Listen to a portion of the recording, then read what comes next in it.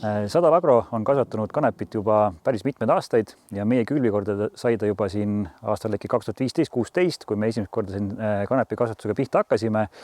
Ja me oleme alati olnud selline ettevõte, kes otsib siis ka selliseid uusi huvitavaid kultuure, selliseste tavaliste kultuuride alternatiiviks, nagu on nisu, raps ja oder, et mida siis leida endale veel külvikorda, mis siis esiteks aitaks meil külvikonveerit teha pikemaks, koristuskonveerit pikemaks, et kõiki neid töid, mis meil tekib põllu peal, ka paremini hajutada.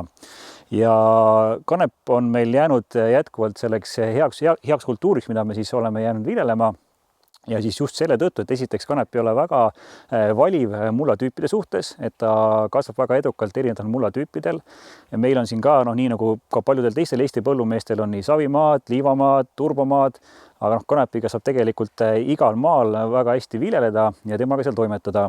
Ja näiteks ka turbomaad, mis on paljudel tegelikult täna külvikorrast jäetud välja, siis kanep sinna sobib kasvatamist väga hästi.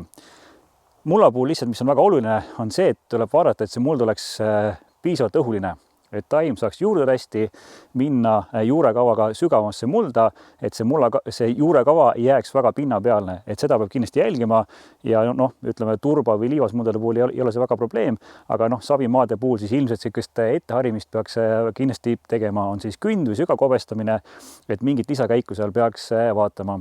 Kuigi meie see aasta esimest korda ka külvasime kanepit otsekülvis ja õnnestus ka väga hästi. Nii et igaüks peab teadma oma mulda, kuidas sinna läheneda ja kuidas siis seal toimetada, et see kanep saaks seal võimalikult hästi kasvama.